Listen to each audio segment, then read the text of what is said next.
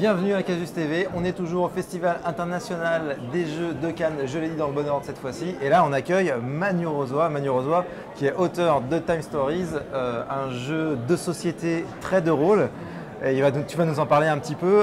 Comment on crée un jeu comme ça? C'est parce qu'on a envie de mettre du jeu de rôle dans le jeu de société ou pas du tout? C'est complètement. Voilà, t'as tout dit. Non mais en gros… C'était vraiment ça au départ? Ouais, le départ c'est moi je suis rôliste. Donc depuis, mes premières claques, c'est le parcours classique des mômes des années 70-80.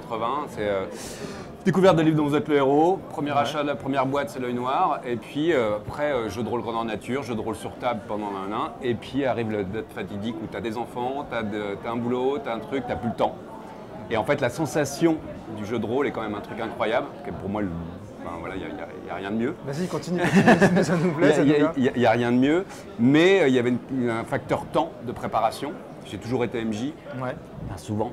Et en fait, à un moment, j'ai dit j'ai envie de repartir sur le jeu de rôle. Et en fait, je ne m'en sortais plus, quoi.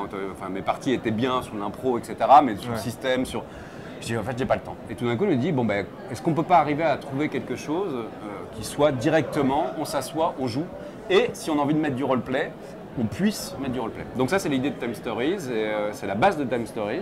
C'était quelle année? 2010. D'accord. 2010, et donc ça, c'est le premier étincelle en disant est-ce qu'on pourrait pas… Enfin, il y a deux piliers, il y a ce pilier-là, de retrouver les parties de jeux de rôle avec les potes.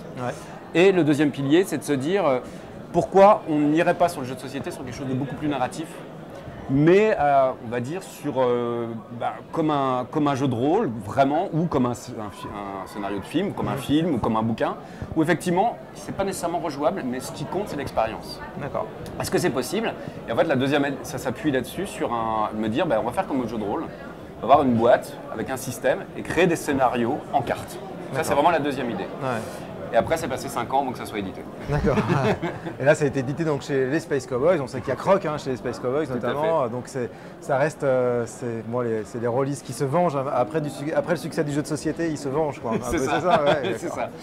C'était la première personne vraiment du monde professionnel à qui j'ai montré, c'était Croc. Donc c'était vraiment un prototype vraiment hybride, il y a vraiment les premières idées, etc. Et il m'a dit cool, vas-y, ça peut être bien.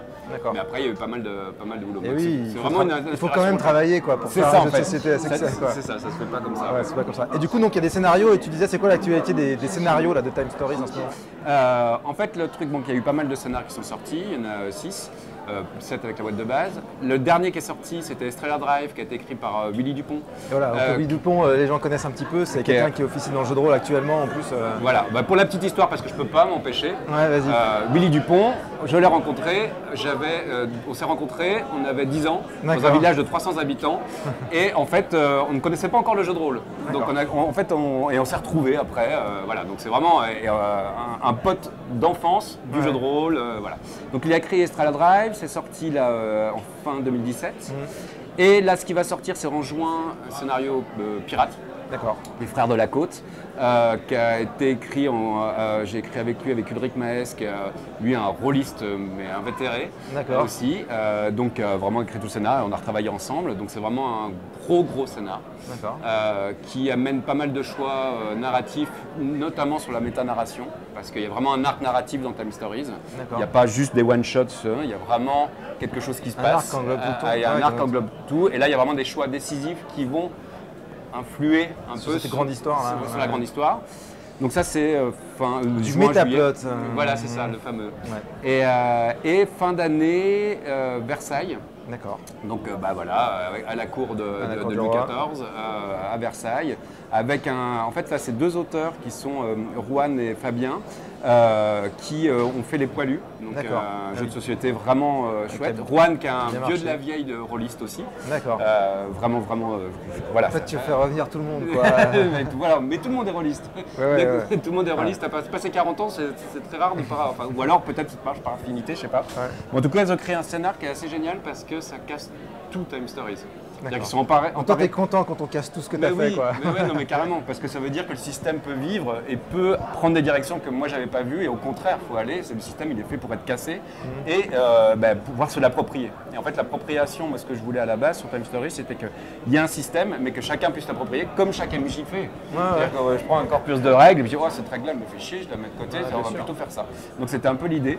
Et donc ça sort en fin d'année. Donc ça, c'est vraiment ces deux gros scénarios qui changent pas mal de choses sur le système et sur la narration en général. D'accord. Et est-ce que tu as d'autres trucs que tu peux annoncer sur Time Stories? Parce qu'il y a des bruits, il y a des petites conversations juste avant qu'on tourne cette petite vidéo. Est-ce que tu peux parler de quelque chose? C'est pour 2019, il y a de gros changements.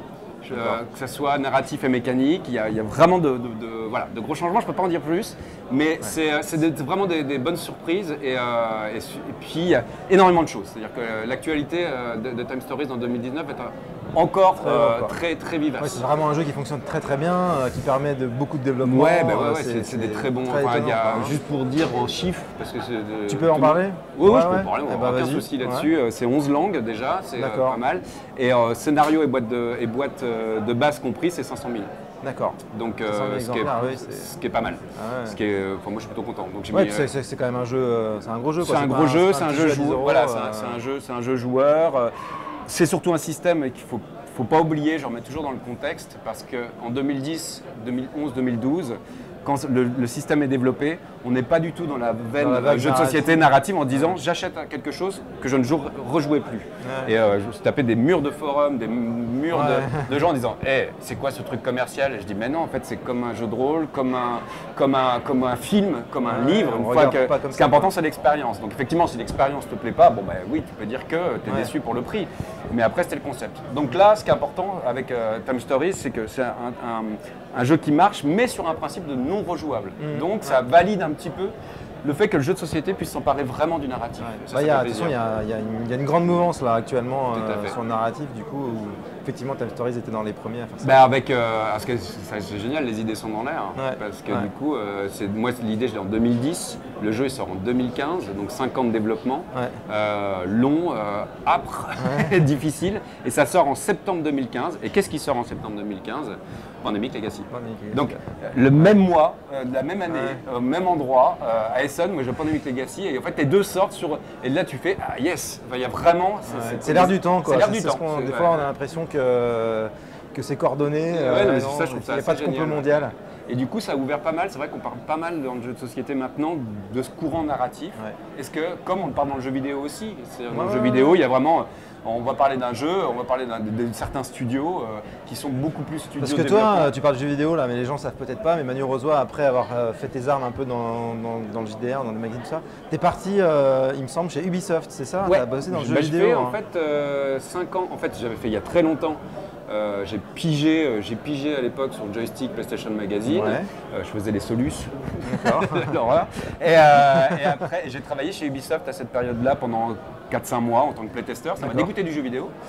Et après, je suis revenu en 2010-2015 où là j'ai travaillé 5 ans sur des projets qui sont jamais sortis. Finis mais jamais sortis. Ce qui est un peu le lot du jeu vidéo. Il y a beaucoup de choses. Il y a beaucoup de choses où on travaille, etc. Et puis on se dit, sur le marché, ça va pas. Voilà, donc tant pis. Ça fait partie du jeu. J'ai énormément appris chez Ubisoft. J'ai trouvé ça incroyable. Sauf que c'est moins pour moi, personnellement, parce que le jeu vidéo, c'est un peu, comme je compare tout le temps, c'est un peu le cinoche. C'est-à-dire qu'il y a tellement de corps de métier. Donc avant de dire, on tourne, il y a énormément de corps de métier, et puis on passe par du code, et puis etc. Je suis plus à l'aise avec. Moi, je viens du théâtre.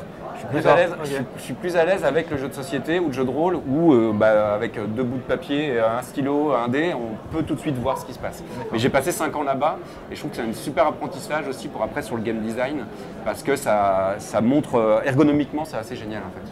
Tu es un des symboles du multiclassage rôliste. C'est ça, j'ai toujours aimé être multiclassé. Les rôlistes aiment bien être multiclassés en général, ça fait plus de pouvoir. C'est ça. Bon, merci Manu d'être passé et puis on te dit à bientôt et puis bonne réussite avec tous tes projets. Ça marche, merci. À très bientôt tout le monde. Ciao.